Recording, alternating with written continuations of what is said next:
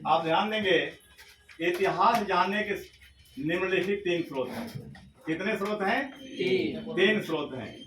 पहला पुरातत्व संबंधी स्रोत, पहला पुरातत्व संबंधी स्रोत। दूसरा साहित्यिक स्रोत, साहित्यिक स्रोत। और तीसरा विदेशी यात्रियों के विवरण से प्राप्त स्रोत, विदेशी यात्रियों के विवरण से प्राप्त स्रोत।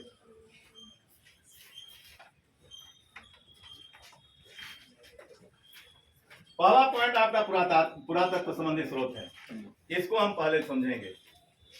ये सबसे प्रामाणिक स्रोत, इतिहास जानने के साधनों में सबसे प्रामाणिक पुरातत्व संबंधी स्रोत है।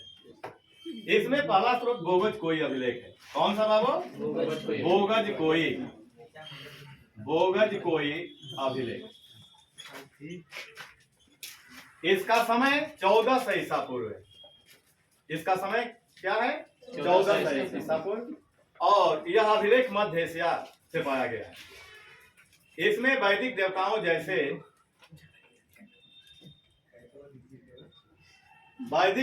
जैसे इंद्र मित्र नासत्य वरुण का उल्लेख है। इसमें क्या वर्णन है? इंद्र मित्र नासत्य वरुण। यानी इन देवताओं का उल्लेख किसमें मिलता है? बोगज कोई अभिलेख में मिलता है। यह अभिलेख कहाँ है? मध्य एशिया में। भारत में सबसे प्राचीन अभिलेख सम्राट अशोक के हैं। उसका समय 300 ईसा पूर्व है। जैसे उसका सम्राट अशोक के अभिलेखों में मास्की, गुर्जरा,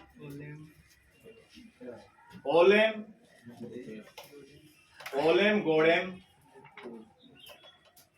नेतुर, ये 4 अभिलेख उसके हैं, जिसमें अशोक का व्यक्तिगत नाम अशोक मिलता है। अशोक के सर्वाधिक अभिलेख ब्राह्मी लिपि में पाए गए हैं। देखिए, अशोक के अभिलेख कई लिपियों में पाए गए हैं, जैसे ब्राह्मी लिपि में पाए गए हैं, खरोष्टी लिपि में पाए गए हैं, आर्मेइक लिपि में पाए गए हैं, ग्रीक लिपि में पाए गए हैं। लेकिन उसके सर्वाधिक अभिलेख ब्राह्मी लिपि में पाए गए। उत्तर पश्चिमी भारत में जो अशोक के अभिलेख पाए गए हैं वो खरोष्टी लिपि में पाए गए, जो फारसी लिपि की तरह दाई से बाई की ओर लिखी जाती है। उसके बाद लघमान और सारेकुना जो कंधार में है, वह आर्मेइक लिपि में पाए गए हैं। किस लिपि में पाए गए हैं? आर्मेइक। ग्रीक लिपि में पाए गए हैं। और अशोक ने भारत में दारा, ईरानी शासक दारा से प्रभावित होकर के जारी करवाया था। तो आपका मास्की, गुर्जरा, ओलेम गोड़नेतुर, जिसमें अशोक का व्यक्तिगत नाम अशोक मिलता है। अब एक प्रश्न बनता है बाबू कि अब अशोक के अभिलेखों को पढ़ने का श्रेय सर्वप्रथम किसको दिया जाता है? तो जेम्स प्रिंसेप को दिया जाता है। उसने अशोक का जो ब्राह्मी लिपि वाला अभिलेख है उसको सर्वप्रथम पढ़ा था। कब पढ़ा था? 1837 ईस्वी। तीसरे नंबर पर आपका जो है कि नहीं, गरुड़ स्तंभ लेख, गरुड़ स्तंभ लेख, यह बेसनगर में है। कहाँ है? बेसनगर विदिशा में है। बेसनगर विदिशा। और विदिशा कहाँ है बाबू? मध्य प्रदेश में। कहाँ है? मध्य प्रदेश में। यह अभिलेख यवन राजदूत हेलियोडोरस का है। यवन राजदूत हेलियोडोरस का है। अब हेलियोडोरस किसका राजदूत था? तक्षशिला के यवन शासक एंटियोकस का राजदूत था। हेलियोडोरस कौन था? किसका राजदूत था? तक्षशिला के शासक एंटियोकस का राजदूत था। उसने गरुड़ स्तंभ लेख जारी किया। कहाँ? बेसनगर विदिशा, मध्य प्रदेश में।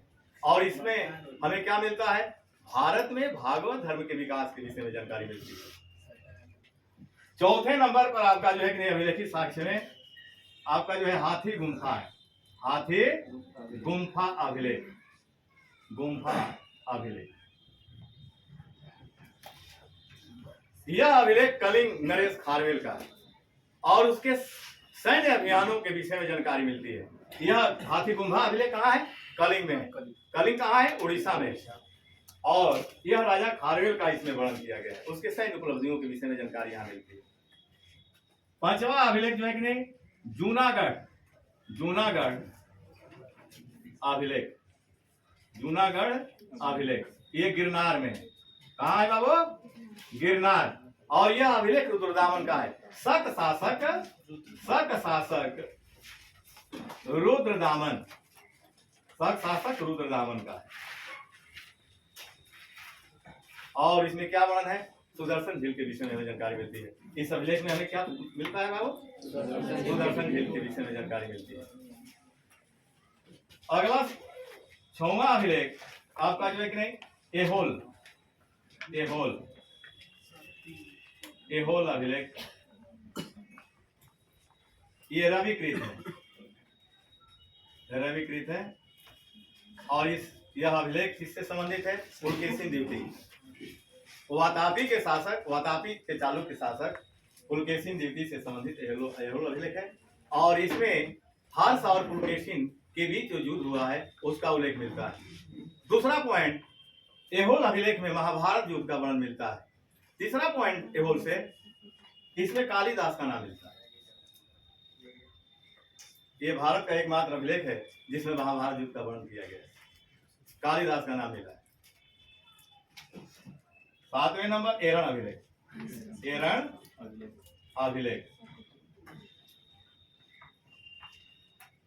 एरण मध्य प्रदेश का जिला है और इसका समय 510 ईस्वी है। इसमें सर्वप्रथम सती प्रथा का वर्णन मिलता है। इसमें क्या मिलता है? सती प्रथा का वर्णन मिलता है। नासिक अभिलेख,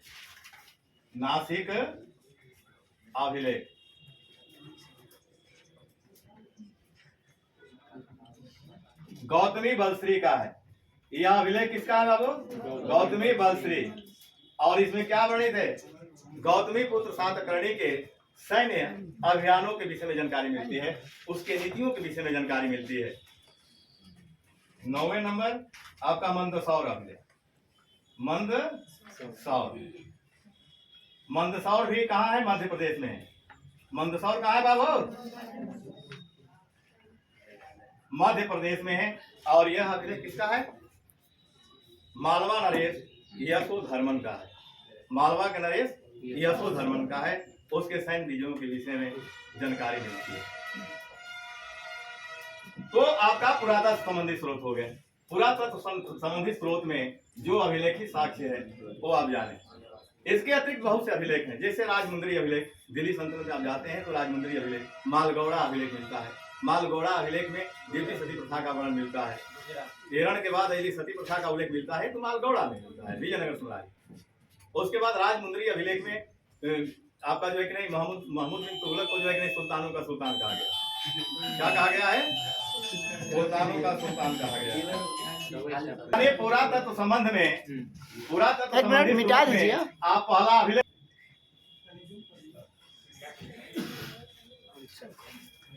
संबंधित स्रोत में अभिलेख सिक्के। दूसरे नंबर पर क्या आते हैं बाबू? सिक्के आते हैं। तीसरे नंबर स्मारक एवं भवने।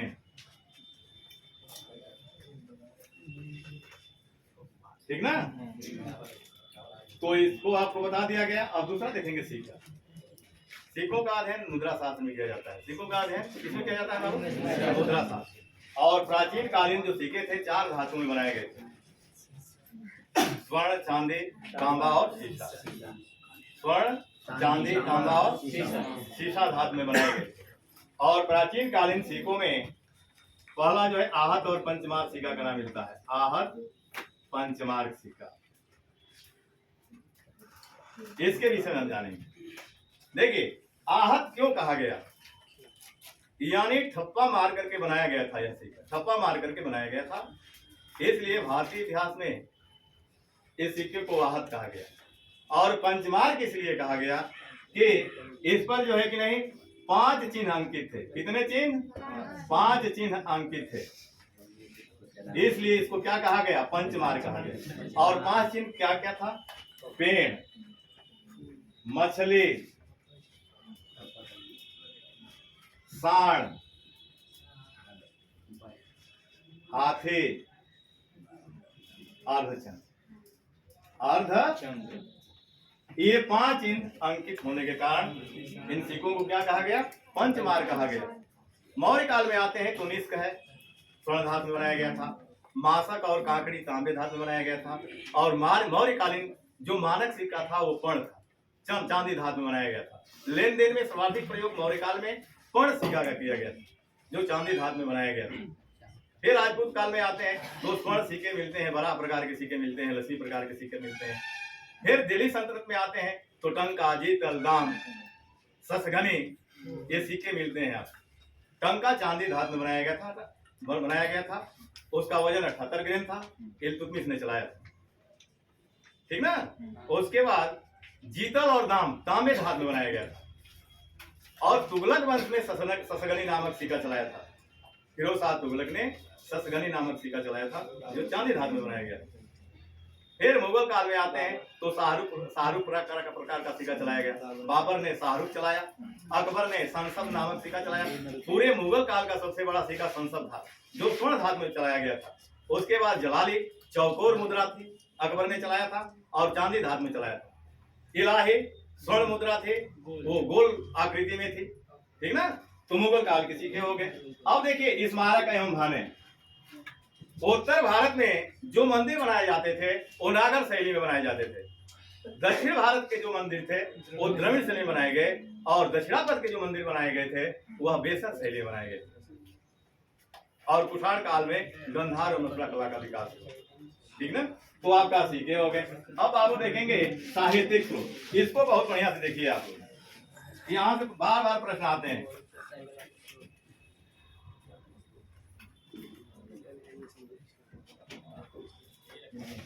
यहाँ ध्यान देंगे आप, साहित्यिक स्रोत को निम्न 3 भागों में बांटा गया है।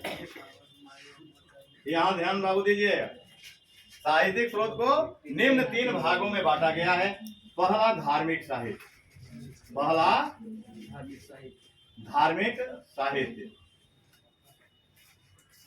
दूसरा धर्मेतर साहित्य,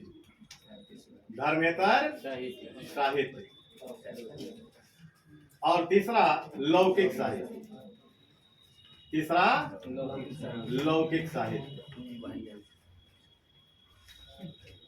धार्मिक साहित्य को ब्राह्मण साहित्य के नाम से भी जाना जाता है। और इसके अंतर्गत जो जिन साहित्यों को रखा गया है वे निम्न है। पहला जो है कि नहीं वेद है, इसके अंतर्गत वेद आते हैं। दूसरा ब्राह्मण ग्रंथ, तीसरा उपनिषद,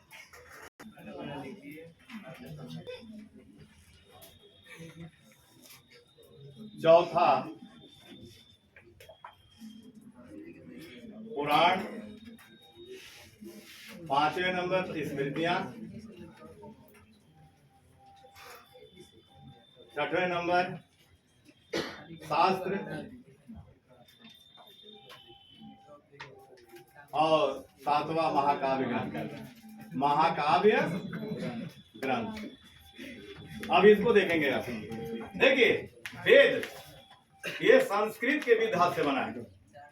वेद संस्कृत के विधा से बना है, जिसका अर्थ होता है ज्ञान। वेद का अर्थ क्या होता है बाबू? वेदों की संख्या 4 है। ऋग्वेद, यजुर्वेद, सामवेद और अथर्ववेद।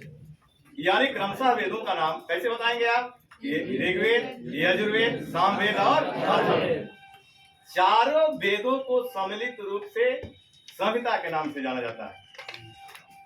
यानी चारों वेदों को सम्मिलित रूप से किस नाम से जानते हैं? संहिता। और वेदों को श्रुति भी कहा गया है।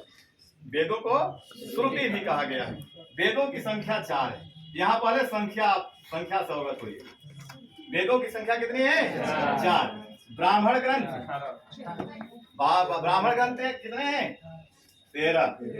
उपनिषद कितने हैं? कुल उपनिषद अगर पूछता है तो 160, यानी कुल उपनिषदों की संख्या 160।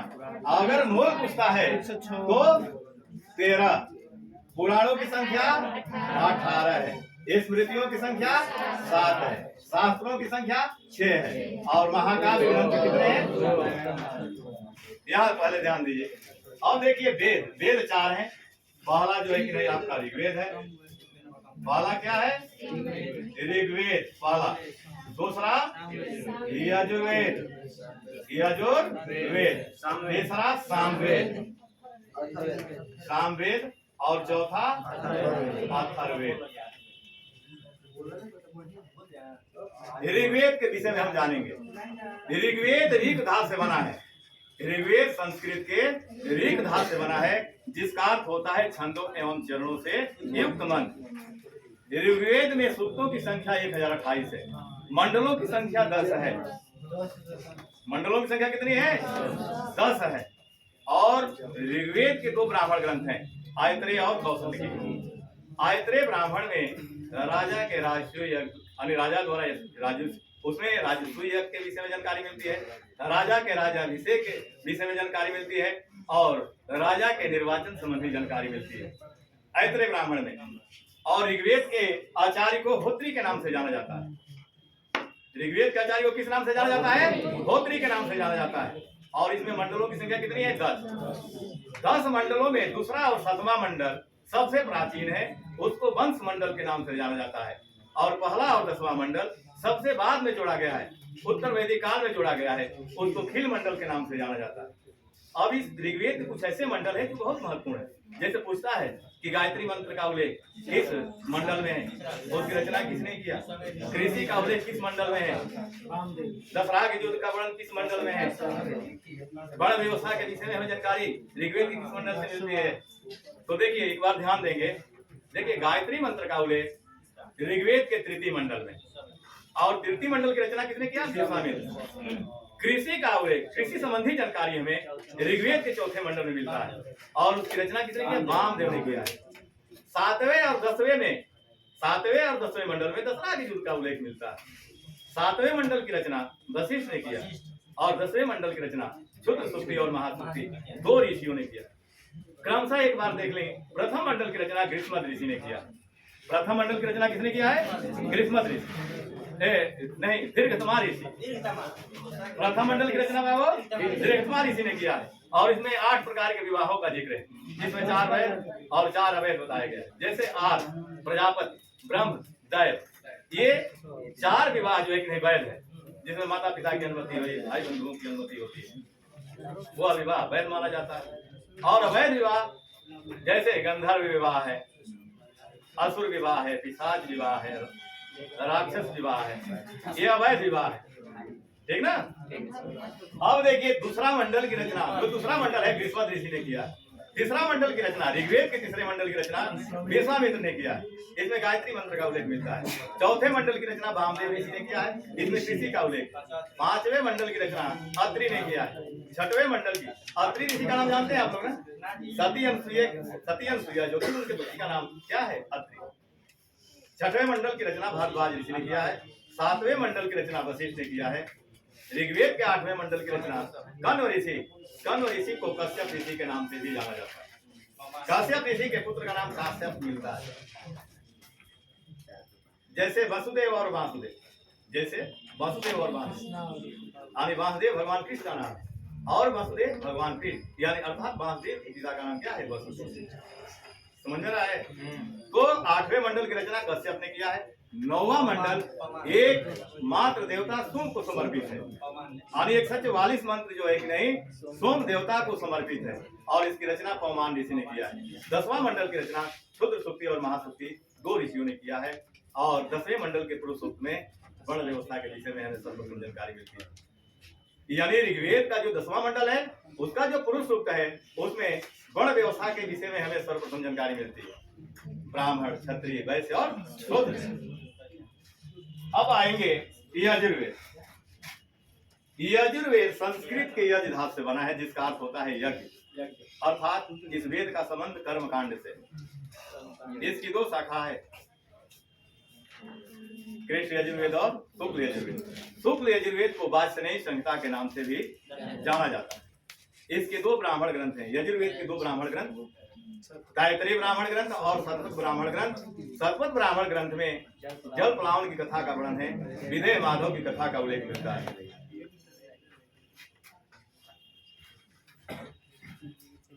हाँ, आपका जो नहीं यजुर्वेद हो गया। एक प्रश्न बनता है, वह कौन सा वेद है जो अंततः गद्य और अंततः पद्य दोनों में लिखे गए हैं? तो आपका यजुर्वेद होगा। इसके आचार्य को अध्वर्य के नाम से जाना जाता है। ऋग्वेद के आचार्य को होत्री के नाम से जाना जाता है।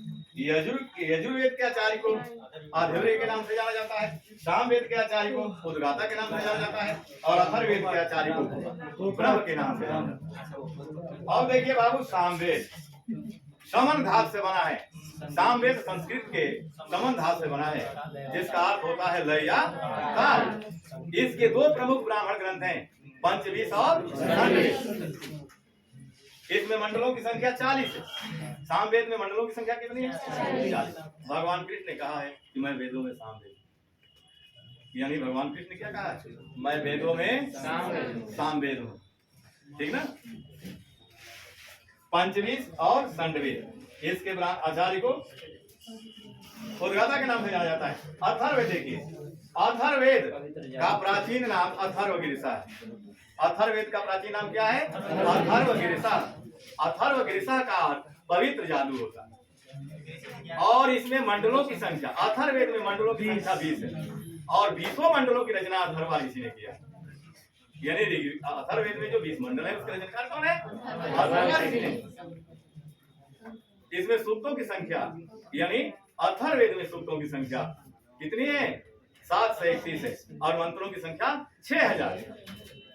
इस वेद का उपनाम ब्रह्म वेद है। 4 वेदों में यही एक ऐसा वेद है जिसका उपनाम मिलता है। क्या मिलता है?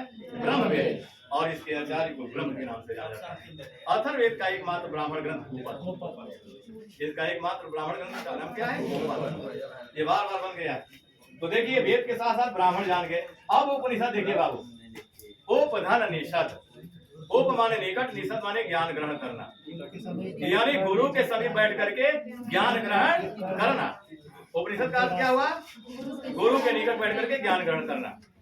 कुल उपनिषदों की संख्या 160 है, जबकि मूल जो उपनिषद है 13 है। ठीक, कुछ ऐसे उपनिषद हैं कि उसमें कुछ कथन मिलता है। उपनिषद का विषय जो है कि दर्शन था। उपनिषदों का विषय क्या है? दर्शन था। अब देखिए, कुछ कथन मिलते हैं उपनिषदों में, जैसे सत्यमेव जयते कहाँ से लिया गया? किस उपनिषद से लिया गया? मुंडको उपनिषद। यज्ञ टूटी हुई नौका के समान है उपनिषद, मांडव्य उपनिषद। महात्मा बुद्ध के अष्टांगिक मार्गों का उल्लेख किस मिलता है? छांदोग्य उपनिषद। भगवान कृष्ण को देवकी पुत्र और घोर अंगिरस का शिष्य बताया गया है, छांदोग्य उपनिषद। यम और नचिकेता संवाद, कठोर उपनिषद। तो यह आपका उपनिषद भी हो गया, ये भी हो गया। अब पुराण देखिए। पुराण का अर्थ होता है प्राचीन आख्यान। पुराण का मतलब क्या होता है? प्राचीन, प्राचीन आख्यान, कथा कहानी, जो प्राचीन कथा कहानी। पुराणों में प्राचीन राजवंशों के विषय में जानकारी मिलती है और पुराणों की संख्या 18 है। सबसे प्राचीन पुराण मत्स्य पुराण है। मत्स्य पुराण में भगवान विष्णु के 10 अवतारों के विषय में जानकारी मिलती है। भस्मासुर की कथा का वर्णन मिलता है और सर्वप्रथम लिंग योनि पूजा के विषय में जानकारी मिलती है। मत्स्य पुराण में भगवान विष्णु के 10 अवतारों का उल्लेख, सर्वप्रथम योनि और लिंग पूजा का वर्णन और भस्मासुर की कथा का उल्लेख मिलता है। स्मृतियां, इस स्मृतियों की संख्या कितनी है? 7। सबसे प्राचीन स्मृति मानव स्मृति, नारद स्मृति, बृहस्पति, कात्यायन, याज्ञवल्क्य स्मृति, पराशर स्मृति। हाँ, ये सब स्मृतियां हैं। शास्त्रों की संख्या कितनी है? 6। शास्त्रों की संख्या 6। सबसे प्राचीन शास्त्र कौन सा है? सांख्य शास्त्र। और उसके प्रणेता कौन है? जनक कौन है? कपिल मुनि। न्याय का जनक कौन है? गौतम। वैशेषिक का कौन है? कणाद ऋषि। मीमांसा का कौन है? जैमिनी।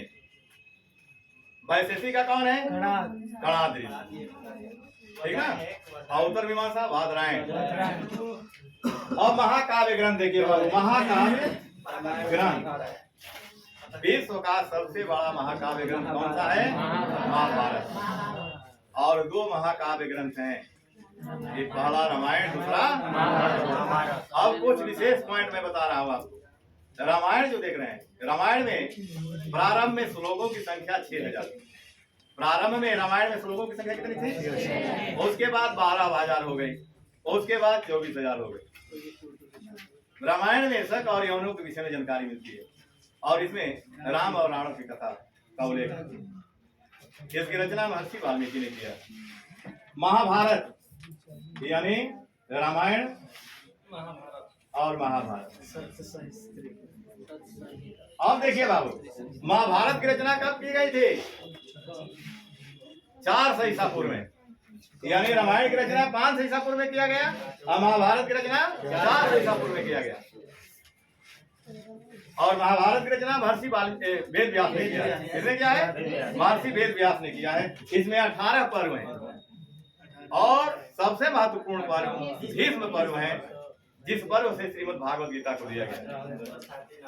प्रारंभ में महाभारत में श्लोकों की संख्या 8,800 थी, यानी महाभारत में प्रारंभ में श्लोक कितने थे? 8,800।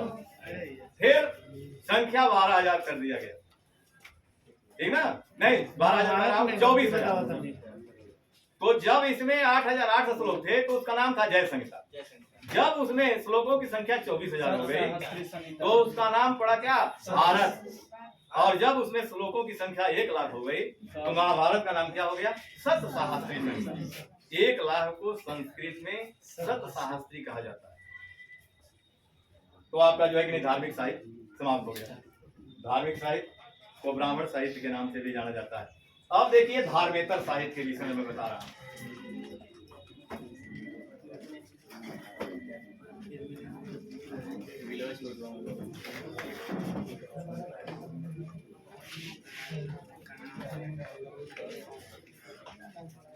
धार्मिक साहित्य समाप्त हो गया। अब धर्मेतर साहित्य आप देखेंगे। धर्मेतर, धर्मेतर साहित्य, धर्मधन इतर, यानी धर्म से इतर जो साहित्य है, इतर माने अलग होता है।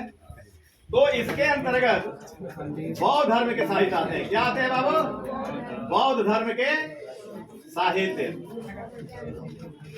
और जैन धर्म के साहित्य आते हैं। जैन धर्म के साहित्य।